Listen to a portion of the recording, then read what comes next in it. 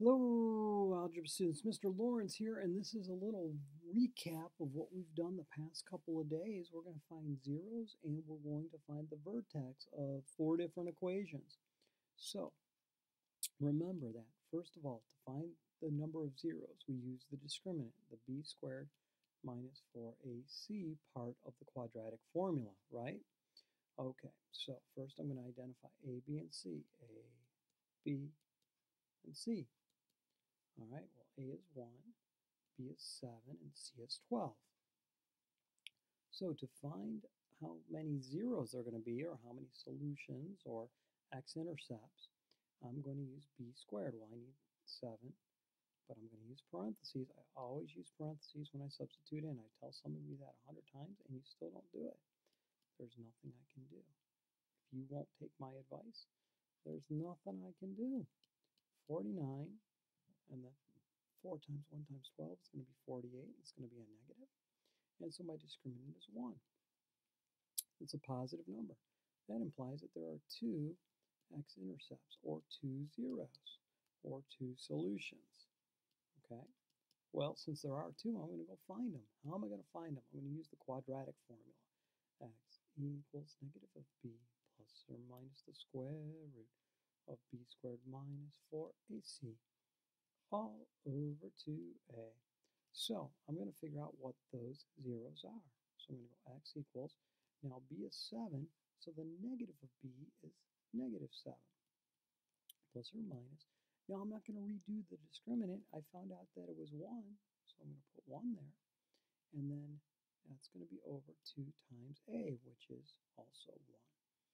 So now I have x equals negative 7 plus or minus 1 over 2. I've got 2 problems here. I've got x equals negative 7 minus 1 over 2, and I also have x equals negative 7 plus 1 over 2. All right, so x is going to equal negative 8 over 2, which is negative 4. So one of the zeros occurs at negative 4, 0. All right, the other 0 is going to be at negative 6 over 2, which is negative 3. So that's going to be at negative 3, 0. Now, I'm going to find my vertex, okay? Finding the vertex. Remember, to find the vertex, I use this part of the quadratic formula, but it only gets me the x-coordinate of the vertex. I'll have to do a little math to get the y-coordinate. So I'm going to go x equals the negative of b, negative 7 over 2a, which ends up being negative 3.5. All right, or if you want to go decimal, you can. So now that's the x-coordinate of the vertex. So that's going to be either the highest or the lowest point when I go to graph the parabola. Now to get the y-coordinate, it's real simple. All I got to do is plug in this number in for x. So y is going to equal negative 3.5 squared plus 7 times negative 3.5. Oops, oops, oops. Get rid of that. Sorry about that.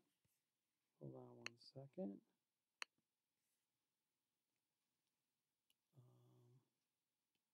Let me see here. And then positive 12. All right, so I think that's going to be what, 12 1/4? And this is going to be 21, 24.5 plus 12. And I believe that when I'm done with this, y is going to end up equaling negative 1/4, I think. Yeah, 24 1/4. Yeah, I believe so. Negative 25 hundredths. So that's the y-coordinate of the vertex. Remember, the vertex is either the highest or the lowest point of the parabola.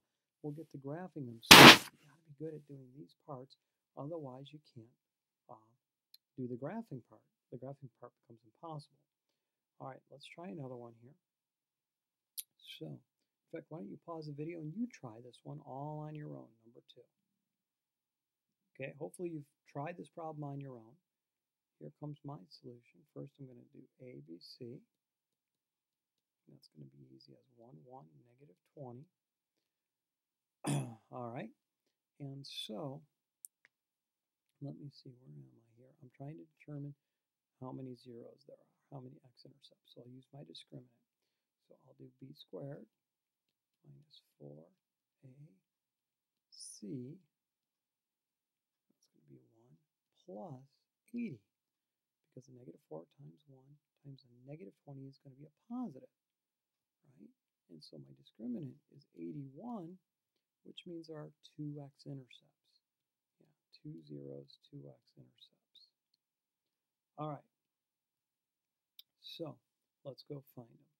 X equals the negative of b plus or minus the square root. Now again, I'm not going to write out the whole discriminant. I know it's 81. So I'm just going to fill that in, and I'm going to put that over to a. So I have x equals negative 1 plus or minus 9 over 2. So my two answers are going to be x equals negative 10 over 2, which is negative 5, and 8 over 2, which is 4. So my zeros occur at negative 5, 0, and at 4, 0. Now I can go find my discriminant. All right, so, now I can go find my vertex. So I do the x equals negative b over 2a. This only gets me the x coordinate of the vertex. So I'm going to do negative 1 over 2a, which is negative 1/2. So I know that the x coordinate of the vertex is at negative 1/2. Now the y coordinate of the vertex I get by substituting in negative 1/2 in for x. So I'm going to go y equals negative 1/2 squared plus negative 1/2 minus 20. All right, so that's going to be 1/4 minus 1/2 minus 20. And so that's going to be negative 1/4 minus 20, which is going to be equal negative 20 and 1/4. All right, there's the y coordinate of my vertex. So I found the 2 zeros, the 2 x-intercepts, and I found the vertex. Now remember, parabolas always have a vertex, whether it has zeros or not.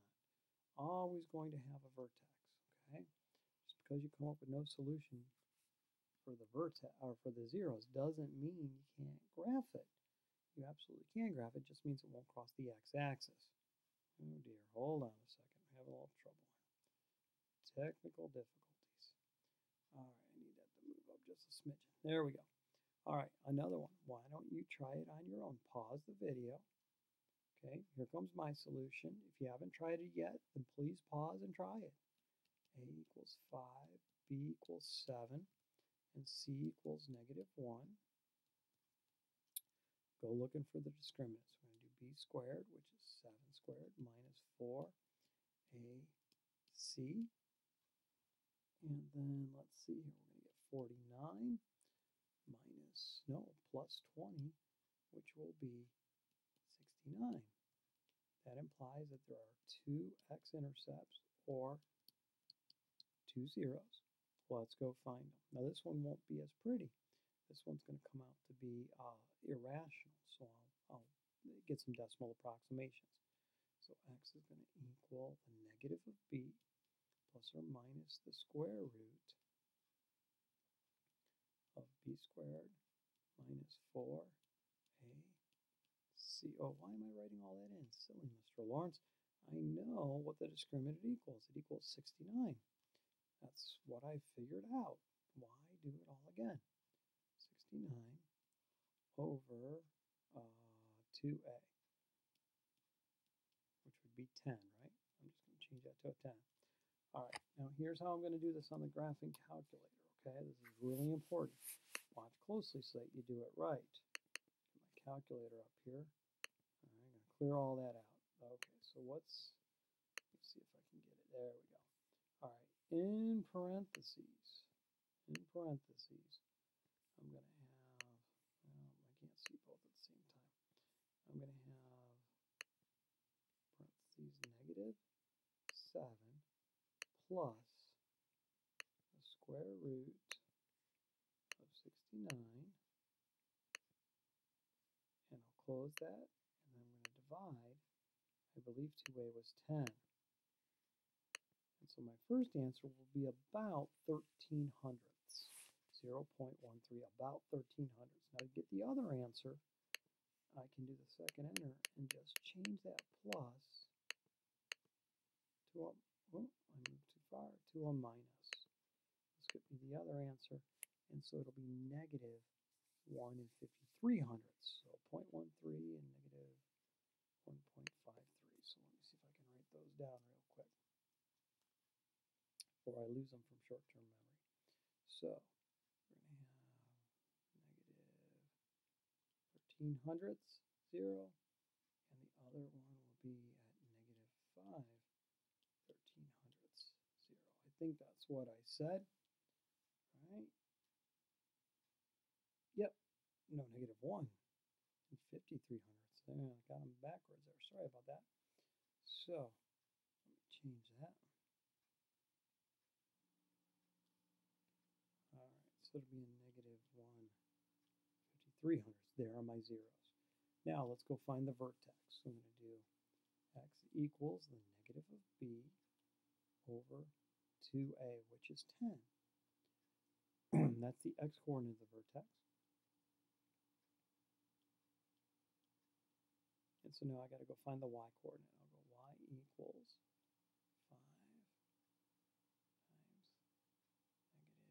5 times negative 7/10 plus 7 times negative 7/10 minus 1.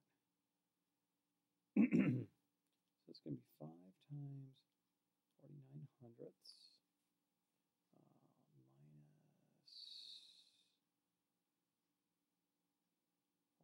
9/10 minus 1. All right, let's see here. 49 times 5. I should know this, but I'm feeling really slow. 5 times 9 is 45. Carry the 4. Okay. Yeah, I think that's right. 2 and 45 hundredths minus 4 9/10 minus 1. This is half of that, so I'm going to negative 2 and 45 minus 1, which is going to equal negative 3 and 45 hundredths. And there is my vertex. Okay. All right, last one. We're going to count it as a video quiz here. So let me put the title up here. Let me put video quiz. Video quiz. All right, there you go. You find the zeros and the vertex. Okay?